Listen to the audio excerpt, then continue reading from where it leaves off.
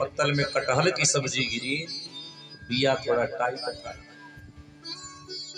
जामुन जी देखे बोले ई कौन चीज के सब्जी, नया सब्जी आ गया। तो जामुन जी एक बीज ऐसे उठाए और ऐसे दाबे तो कटहल 4 कोस ऊपर कूदा, वो बीज ऊपर चला गया। जामुन जी बोले तू हमसे ज्यादा कूदे वाला है।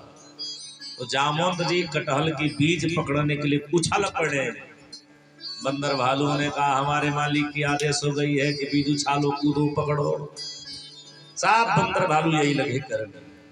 मिथिला वासियों ने कहा गजब की इनकी ससुराल, इनकी सेवक है। राम जी ने कहा भैया कि मरकान भोक्षयनन्द्रव्य रूपा, ये बंदर भालू ही हमारे दुख के समय में काम आए, इसलिए इनको हम छोड़ नहीं सकते।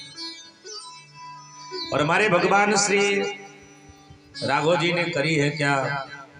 बोले हमारे भगवान श्री श्याम सुंदर ने भगवती यशोदा महारानी को यह ज्ञान देते हैं कि मैया जब कोई आपके विपत्ति में साथ खड़ा मिले तो उसका साथ कभी छोड़ना नहीं चाहिए, ध्यान रखना।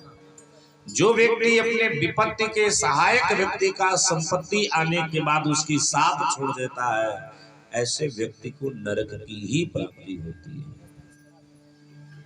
ब्रजवासियों ने बड़ी अजीब लीला करी है। भगवान माखन की लीला करते हैं। माखन लीला करने के बाद एक दिन भगवान श्री श्याम सुंदर अपने ग्वाल बालों के साथ क्रीड़ा करने गए। कहाँ गए? बोले यमुना के तट पर गए मंगल क्रीड़ा करने। एकदा क्रीडमानस्ते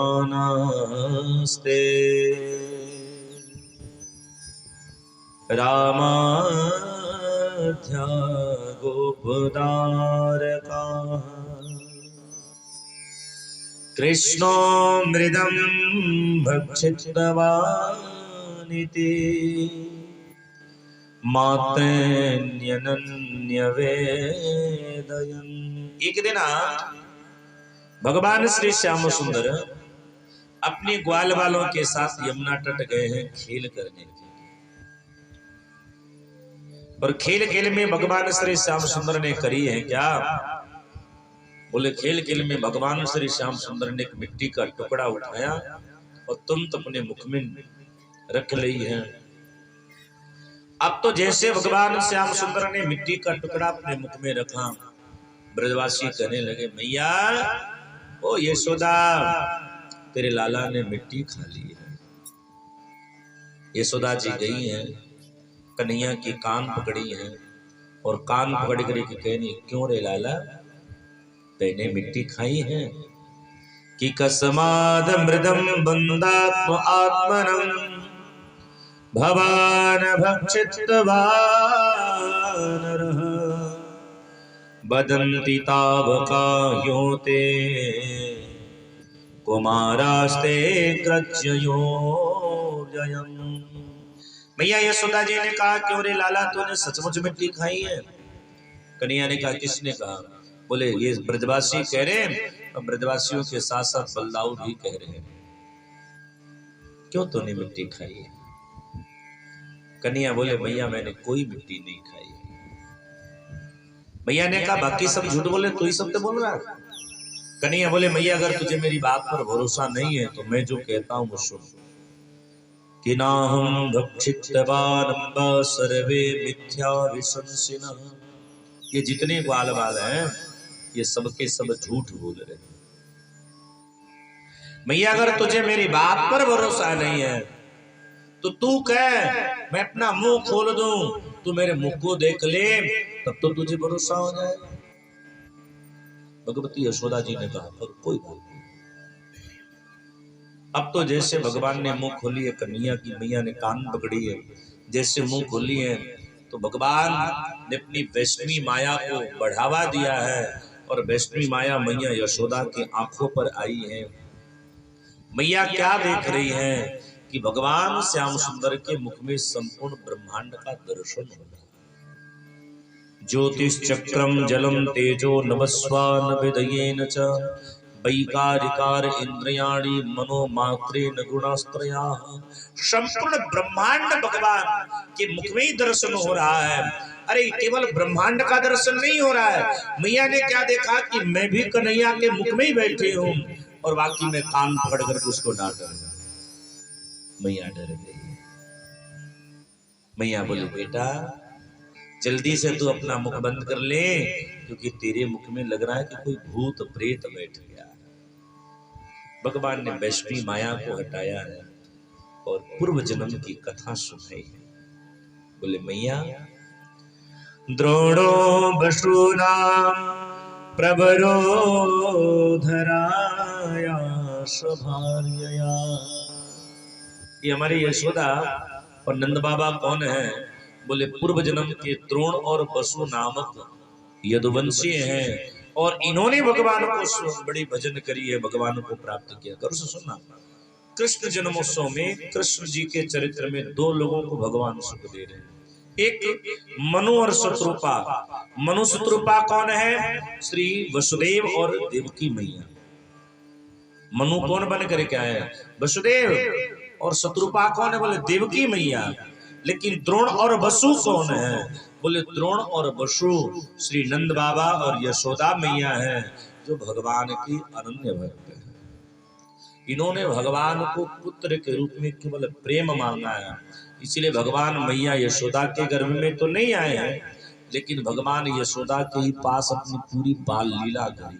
और एक और मैं बात बताऊं, हमारे भारत दक्षिण भारत में भगवान का एक बड़ा प्रिय स्थल है, जिस स्थल का नाम है तिरुपति बालाजी। जाना कभी दर्शन करना। तिरुपति बालाजी भगवान किराए के मकान में रहते हैं। तिरुपति बालाजी का दर्शन से पहले वहां भगवान श्री नरसिंह का की वो 12 भगवान का दर्शन होता है। और ठाकुर जी किराए के मकान पर रहते। तिरुपति बालाजी बने क्यों? बोले भगवान तिरुपति बालाजी इसलिए बने, यशोदा जी की इच्छा को पूर्ति करने के लिए बने। भगवती यशोदा जब भगवान अपने लोक जाने लगे तो भगवती यशोदा से भगवान ने कहा मैया तुझको क्या चाहिए? यशोदा जी ने कहा हमको सब कुछ मिल गया है, लेकिन तेरी विवाह का सुख नहीं मिला है।